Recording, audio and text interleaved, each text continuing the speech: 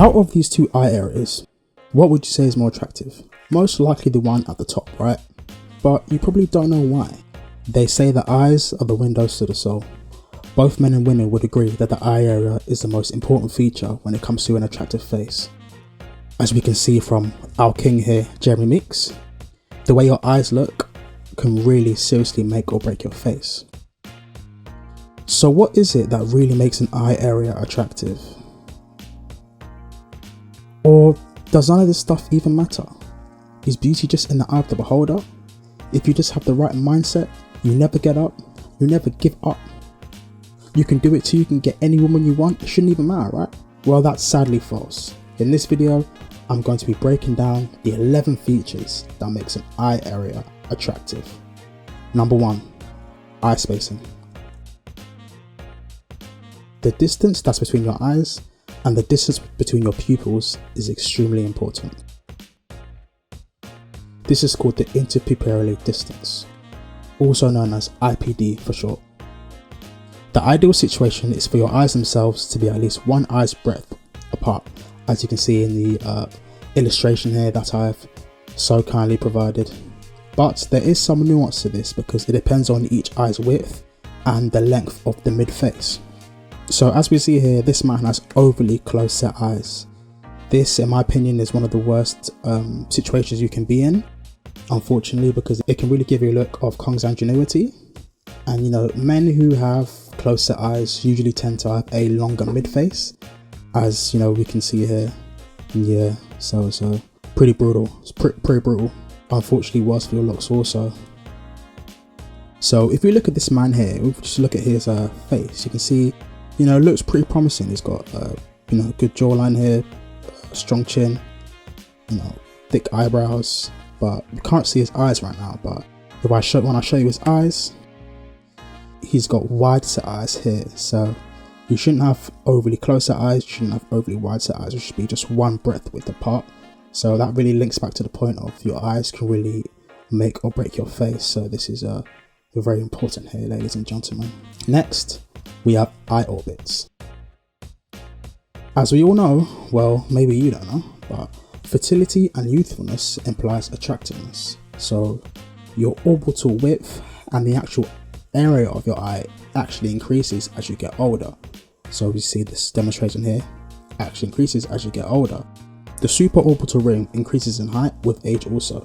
So to make things simple, the eye orbit becomes bigger and less youthful as we get older. This means that the smaller and the more compact your eye orbits are, then the more attractive. So to give you an example here, if we look at the man on the left hand side, we can see his eye orbits are way bigger. So due to his larger eye orbits, it needs to be filled in with extra skin, and that leads to his upper eyelid exposure being shown here. But when we look at Marlon, he's got way smaller eye orbits. So there's no excess skin, he has no upper eyelid exposure, and really ideal eye area here for Marlon, who, as we all know, is a Chad. Moving on to number 3, Canthal Tilt.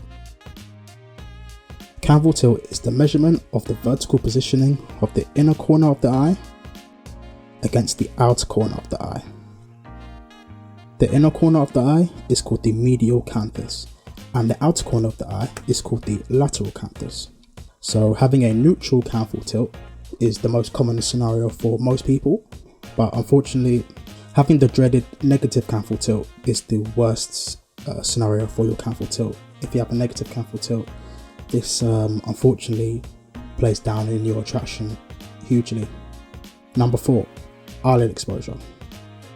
Your eyelid exposure is a measure of how visible your eyelids are above your eyes.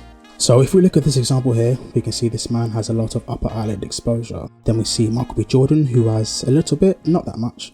And then we see a man here who has absolutely none. So which one here out of these 3 is the most attractive? Obviously the one on the far right, as we can clearly see. So the most ideal scenario will be to have minimal upper eyelid exposure or no upper eyelid exposure at all. Number 5, eye shape. An eye shape that is attractive and an upper eyelid shape tends to look more like a flattened curve.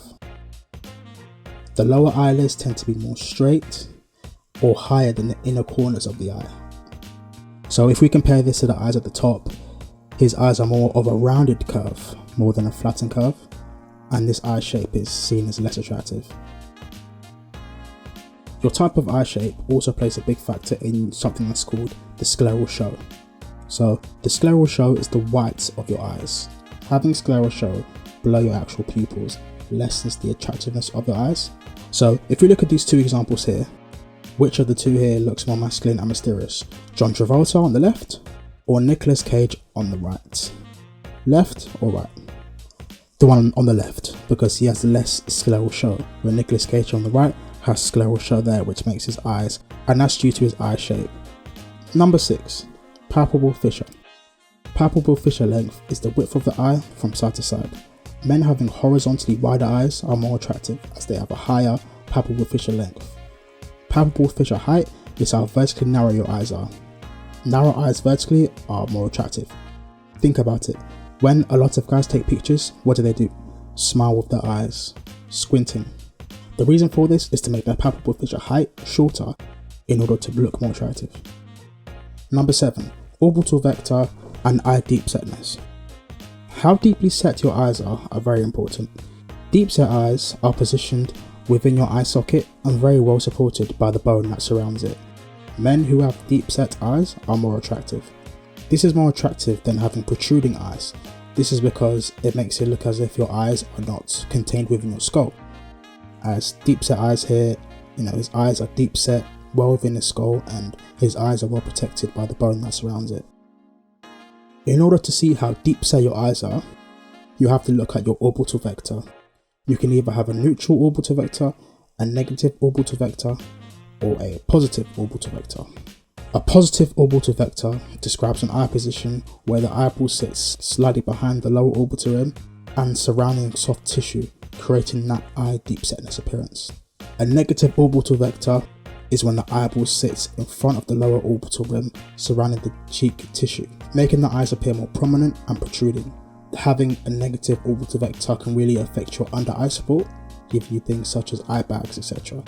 And a neutral orbital vector is when it's just neutral. It's not positive or negative, it's just neutral in the middle. Having a neutral orbital vector is not an issue, it's just neutral, but the most ideal would be positive, of course. Number 8, eye bags versus Eyego cell. Eyego cell is a fatty deposit that is directly under the eye. This happens naturally with a lot of young people, therefore we associate this with youth. On the other hand, eye bags come in from a lack of sleep or aging, but most likely from a lack of bone support under the eyes. It is very important to know the difference between Eyego cell and eye bags.